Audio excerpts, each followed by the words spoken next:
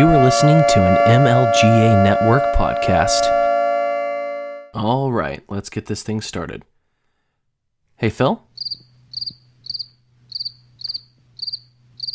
Phil? Where the f*** are you? You know we have a show to record.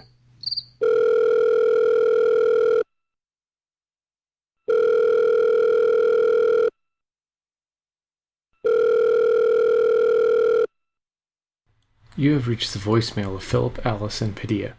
I knew it. Currently, I am in the mountains doing man stuff. If you'd like to reach me, please don't. I don't want to hear from you. I'll just send him a text. No, not even a text. He can't tell me what to do. I am telling you what to do. Don't call me, don't text me, don't email me. Just leave me alone. He doesn't mean me. We have a show to do. And if this is Cam, this especially applies to you. I don't want to think about politics or murder or anything like that for a few days. Just leave me alone. Give me some time to rest and relax. All right, Chewbacca? Is that fair enough? Oh, and you too, Ryan Brigette. You don't deserve to bother me on my wilderness retreat. Well, shit. I guess I'm doing this thing by myself.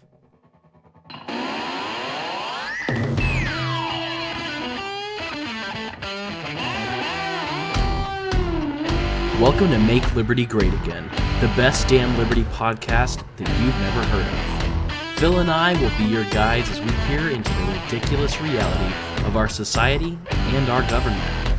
Let's get to it. Hello everyone, welcome to another episode of Make Liberty Great Again. All by myself. I'm your host Cam Harless, and with me as always is... well, nope. Just me. It is just me. Well, let's just jump right into it. Can I help? Kim Shang? Holy shit, have I gone back in time? Is this OG Make Liberty Great Again? Nope. I just heard that Phil was off gallivanting with his genitals out and thought you might need some help. You know, I always knew you'd come back to me. Nah, shut up. I'm just here to pick up the chicks. I probably should tell you now that there are no women that listen to this show. They do now. Hello, ladies. So are you here for the whole episode? Nah, I've allotted enough time for a single story. Well, all right. I mean, that's better than doing this whole thing alone. What have you got for me? Well, Nevada looks like it is about to become the 15th state that's going to tell the Electoral College to screw off and utilize a popular vote instead. Wait, when you say the popular vote, do you mean the popular vote in the state of Nevada or the federal popular vote? The whole nation. For instance, let's say that the 2020 election is between Honk the Clown and Pepe the Frog. If Nevada overwhelmingly votes for Pepe, but Honk wins in California and New York, all of those Electoral College votes will be given to Honk instead of Pepe. Holy crap. I mean, I've heard about states giving up the Electoral College, more or less, but I had no idea that their electoral votes would be counted towards whoever had the most popular votes around the country. Man, these political turds are shooting for a direct democracy. Yep. And I live in Nevada. This would mean that any vote that I make, if it doesn't agree with California, New York, Ohio, or whatever, will be thrown in the garbage. Especially so if I voted the Libertarian candidate. Wow. I mean, you've definitely paid more attention to this than I have. And all the Republicans voted against this measure, which is not a surprise because the Electoral College does tend to lean in the favor of Republicans because of the rural states that vote Republican, which renders the popular vote almost useless. Well, I mean, the popular vote should be useless. Why would I live in Georgia, why would I want California calling the shots for me when I don't want anyone at all ever calling the shots for me? This, of course, means the popular vote favors the Democrats. Gross. To me, I feel like this idea is masquerading under the guise of we are following the will of the people, but if that were true, we wouldn't be electing electors just to cast the vote for whoever wins the popular vote. Well, yeah, but people are stubborn. They want what they want and want to feel like they have a choice. I mean, even if this really removes the choice from possibly a great majority of the people in Nevada. This is a threat to liberty. The more and more states that adopt giving the vote to the popular vote candidate, the less chance that the will of the people is followed. We wouldn't be voting by the will of the people because much larger states that tend to vote Democrat, like California and New York, will outweigh the smaller rural states. Yeah, like where I live. Exactly. What we know about states like that is that they are highly in favor of restricting our liberty, and they're jumping at the chance to launch us into progress. And I cannot think of anything more liberty encroaching than giving the large bulk of the votes to people who don't understand liberty nor care about it. It's literally an effort to make us more democratic when we don't live in a democracy. I mean, the idea of living in a democracy and my neighbor ruling over me is so antithetical to the way I think. Why would next door Dave, the guy who yells at me for walking past his house, why should he have any say in my life whatsoever? Hey, you know what else? It's also scary because we have a lot of uneducated voters that would be voting purely based on party line and emotion and not so much focus on liberty.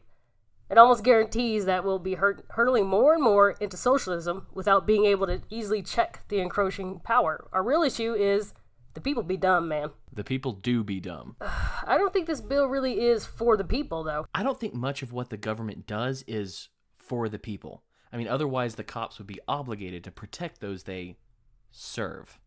And you know that ain't gonna happen. Well, hey, thanks for coming on, Kim. I really appreciate that. You know, I can't wait till we start up your new show. Are we allowed to talk about that yet? No, sorry. Forget I said anything. I'm gonna go to sleep now. All right. I'll talk to you later. All right. Now we need to talk about some kids stuff.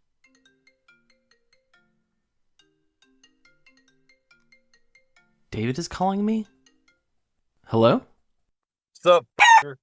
Wait, what the f*** was that? Is that a motherfucking censor?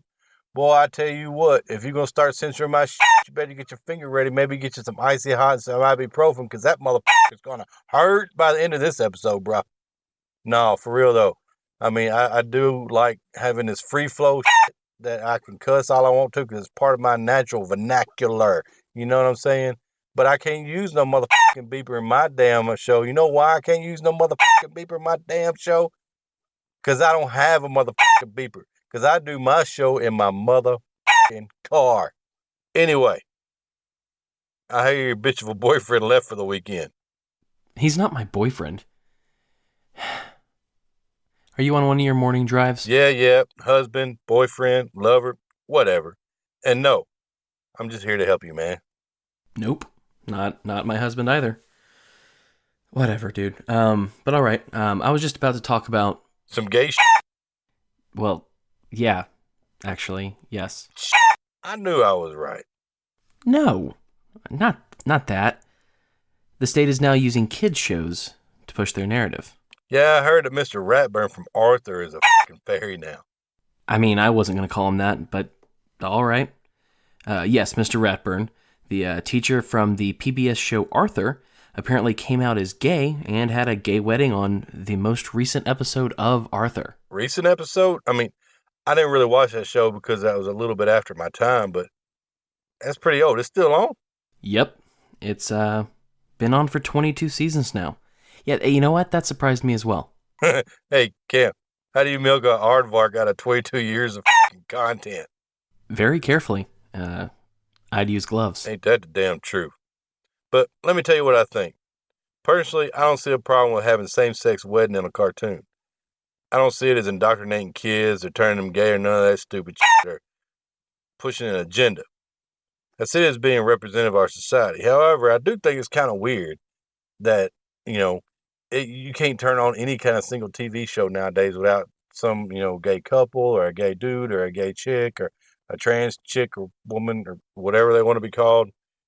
And it's supposed to be representative of our society, but it's representing a very small percentage of our society on a grand scheme. You know what I'm saying? Does that make any sense to you? That yeah. It's representing a small percentage everywhere you see when they're supposed to be a minority in our society. I don't think anyone's out there claiming that cartoons with gay weddings make kids gay. Well, I mean, at least not anymore. I also don't know if there's anyone big out there claiming that there should never be gay whatever in media anymore either. I mean, making gay wedding cartoons would fall under free speech. Anyone is more than welcome to make any cartoon they want to make.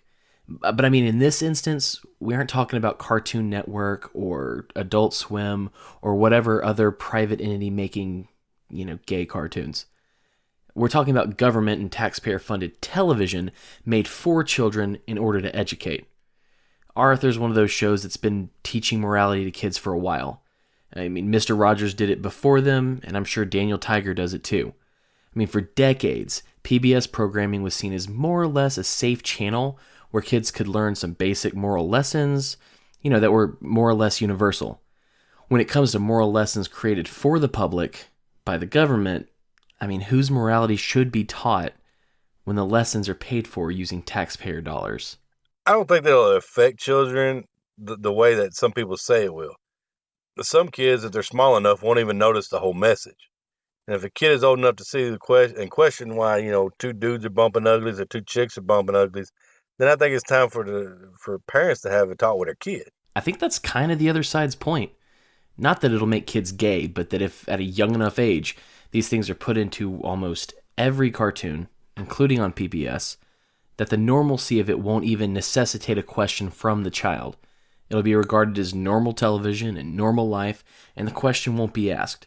If there was a dreaded gay agenda, it was to see the normalization of homosexuality and same-sex relationships. They wanted to be seen as normal and not as the other. That's more than understandable. It's not really even that big of a talk you have to have. Pretty much it just boils down to two people love each other and they get married. Yeah, but not every person functions under the same understanding, assumptions, or moral foundation that you or me or even Phil do. For me or for anyone else, it may not be that simple of a conversation. If everyone was in the same moral sphere and held to the same convictions, we wouldn't have Liberty podcasts. We'd have liberty. In the oh so wise words of one of my most favorite spiritual healers out there, that's true. So what we're seeing here again is the state picking winners and losers. It's decided on the moral stance for all of the United States and is using children's programming as a vehicle to share that morality. You might think that it has no effect or that it might even have a positive effect, but that doesn't make the state choosing sides a good thing. If the state's teaching, there's always an agenda. There's always an angle. They pretty regularly undermine parents. Do we really want them to be the arbiter of these things? Well, it's like I say, if you don't want your kids being taught or indoctrinated by the damn government, don't let them watch TV that's made by the motherfucking government. Parents are the ones responsible for what their kids watch on TV. I agree. Those decisions are up to the parents. But that doesn't mean that we have to be happy that we're paying for these moral lessons to be produced. I'm not for having money stolen to be used to make any media anyway. Oh, that's definitely something that you and I can agree on. Motherfucking taxes. Parents also need to be the ones to answer the tough questions when their kids see something that they don't understand. I guess I really don't understand the big problem with it all because I have friends and family that are gay and my kids grew up around them and they never even really noticed it or asked any questions about it. And for some, that's exactly their issue with this. No questions means no discussion on a moral issue that many disagree on. Well, Alabama said, no. They sure did. They saw that episode coming and knew that it wouldn't play well in the state. I'm not sure how many people are up in arms about that, but I'm sure there are some. I can understand the argument from some parents that they want their kids to be exposed to that, and I also understand the parents that want to be able to have their education spaces free of government moral dictates. See, that's something I've noticed is that when I was a kid, I watched a lot of PBS. I grew up on PBS, especially during the summer times when, my parents were at work. I watched a lot of TV. But when I watched PBS and of course Nickelodeon, my shows were like Reading Rainbow and 3-2-1 Contact and, Hey Dude and, Mr. Wizard. And as far as I'm concerned, Mr. Wizard could kick Bill Nye's ass any motherfucking day. But it really wasn't that, didn't push this all inclusive